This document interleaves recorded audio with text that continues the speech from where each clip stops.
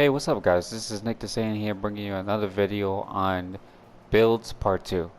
Uh, the last video I showed you was my Fairy Lady, my Porsche, and I'm assuming my NSX and stuff like that. But today I'm going to be bringing you some builds on the R32, the believe it will be the Miata, and last but not least, well, pretty much, fuck it. I might as well just show you a couple of builds of mine, the vehicles, and then over them with you. This time, I probably won't even do, uh, I'll kind of sum this up very short because I feel like, I don't want to go on an extravaganza of things that I could say and not say. So, uh, let's start first with the R32. Now, the fact that they don't have the R33 in this game surprises me. It baffles me a little bit. But I'm going to explain to you the pros and cons of having the R33. Now, as you see, sorry, fucking horn. Um, as you can see, the acceleration takeoff on the R32 is extremely amazing. Probably matches up with the Evo, to a certain extent. But overall, the Evo 8, 9 is still better than this particular vehicle. Although I would say the R32 in a sense is a little bit better than the R34 in certain ways. Pros and cons. Pros are, with the engine swap that I have, because I own this particular engine swap. Because I guess the other engine swaps were a good one. But here's the thing. You can't choose always the last engine and expect the vehicle to move in such a spectacular fashion. Some of these engines are better than others, and the one that I personally own, in a sense, is a lot better than something with a lot more horsepower outlook. Maybe I'll do a future video on that. Who knows? I'm not really too sure about that, but I'll let you guys know in advance. The reason why I chose that engine is because my alternate output is 1.83 for 0 to 60, which is actually pretty good. Takeoff time is, phenomenal. I also applied drift suspension, which gives it that little edge of having a grip. Race tires, obviously, for grip, and track differential. 7-speed, the clutch, obviously, and then the elite brakes. Okay, now the pros is that beautiful takeoff, inner and outer mobility seems to be good. This car is definitely great. The cons is that sometimes this vehicle has a bit of a stiffness bug, and if you're not familiar with stiffness bug is a problem that EA has been experiencing with this game since release. If your car just stops out of nowhere, chances are it's not you and your controller. It's obviously the game. Also, 9 times out of 10, when it's not the game, the vehicle has a tenderness of, stiffening up. But for long-term races, the R32 is somewhat reasonable. It's not reasonable at the same time. But if you want to know how good it really is, you try it yourself. Like I said, not all engine swaps are good for this particular vehicle. Most of them are actually pretty good. It just depends. You have to tour around with it. I put the screw supercharger on it because I feel like the screw supercharger gives it that extra edge. And in this game, torque really does matter. Torque and acceleration takeoff, because you want to be able to throttle the corners the way others would.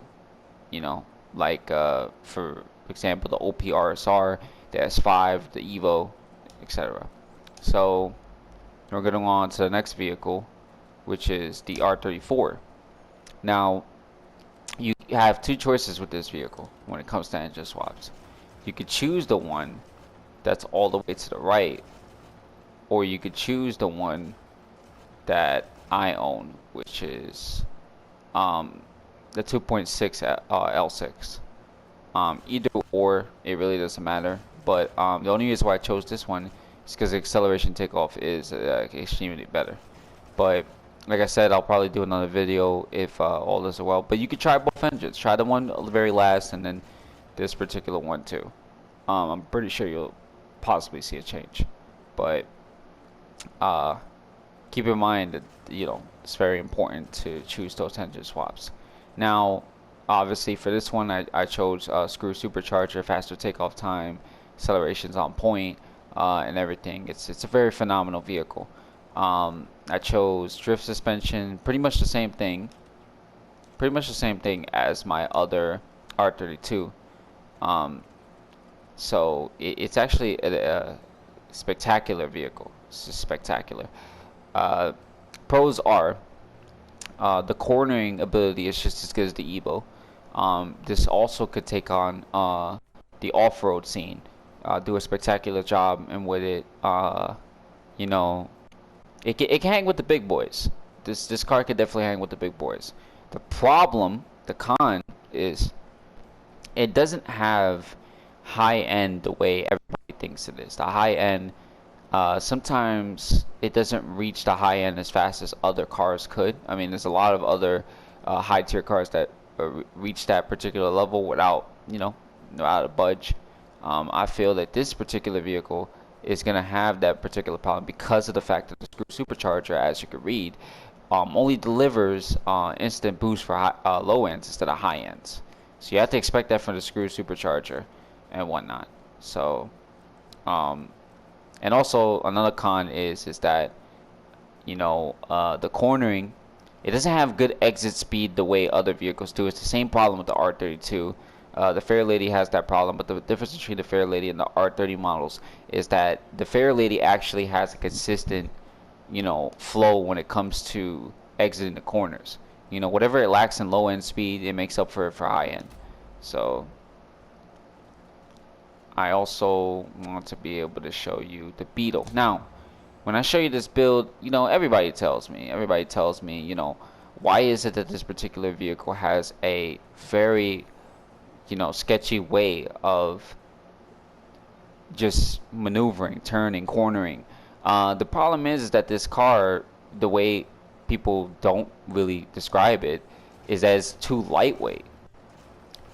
It's a little bit too lightweight, and the issue is that I didn't engine swap it.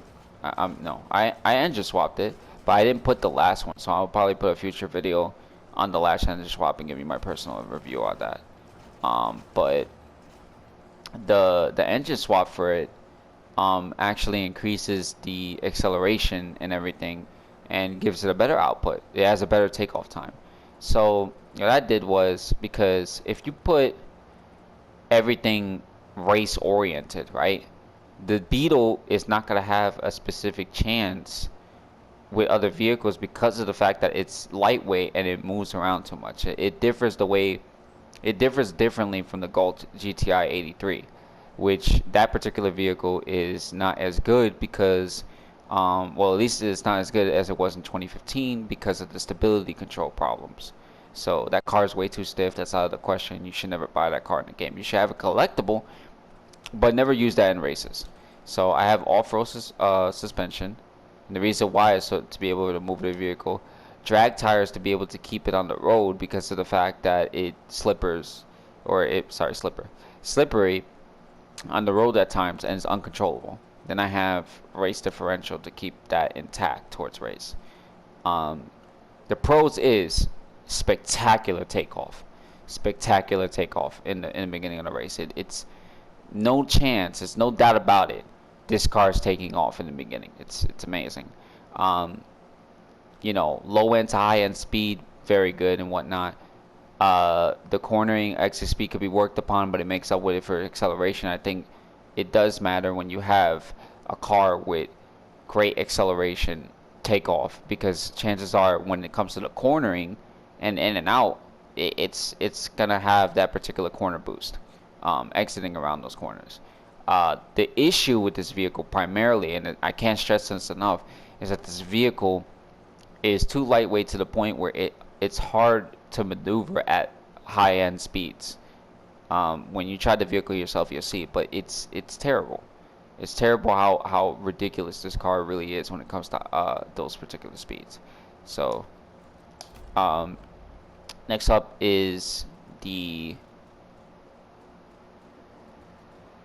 next up is Miata, actually. Now, the Miata is a great vehicle. You know, maybe I might be doing this wrong, but correct me if I'm wrong. I I'm also gonna do another video based on this type of ordeal because I feel that I have yet to seek the potential in Mazda MX-5, but my MX-5 actually moves clean. I really don't have any issues. Actually, there's more pros and there's hardly any cons because this vehicle could keep up with RSRs and the high T vehicles and do a spectacular job. Actually, it outweighs it because of how lightweight it is. Okay, so screw supercharger because lightning, fast speeds, maneuvering and whatnot. I was able to put off-road suspension because of the grip, race differential, and race tires. The reason why I don't show you the rest of these Ultimate Plus parts in which you would have to earn when you're level 50 and do Heat 3 and Heat 5 races. Some Heat 3 races gave you Ultimate Plus. It depends on the circumstances. But you have to do those races in order to get the Ultimate Plus and the Ultimate parts. The pros for this Miata are that the Miata can deliver. It definitely can deliver. High-end speeds, low-end speeds. It plays in both fields. The ball's definitely in both of those courts. Doesn't really matter. Titch to tango. So this car is actually really good for that particular ordeal. On top of that, the high-end speeds, it definitely keeps a consistent flow. You know, it may be sort of wiggly when it comes to high-end speeds, but it has a very, very, very high chance of, you know, being consistent on those high end speeds because sometimes some of the vehicles in this particular game they have a problem with high end speeds to that effect. So it's good that you know this vehicle could be able to deliver that. And the cornering, forget about it. This car actually does what it's told to do. You know, it definitely delivers in the corners, and I think that it's a must for you to own it. So, last but not least, the reason why I actually saved this for last is because I actually want to talk about this. Is let's see. Actually, yeah, the S2000. Now, the S2000. The reason why I want to show you this is because this particular vehicle moves just as quick as the NSX, right? So I had to fiddle around with the engines a little bit because I felt like I was. So I have a 2.9 V6, which is spectacular for high-end max torque and whatnot. It's very useful. You know, you could also test out the last engine if you want to.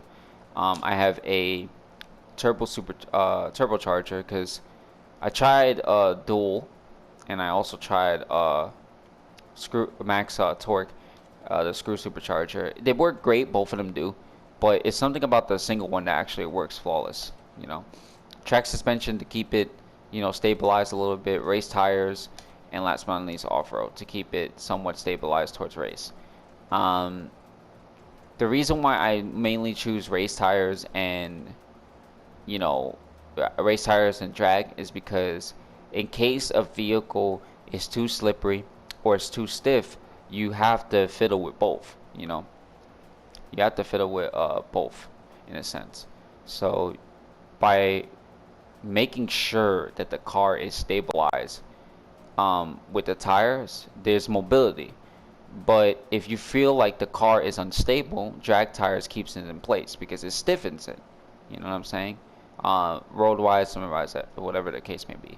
Now, the pros to this vehicle is that it moves just like the NSX. It's superior in fields such as, you know, drifting, being able to, you know, consistently on multiple accounts, consistently hold the corners and not lose that much speed. There's a slight 35% chance that this car is not losing speed, so it's great.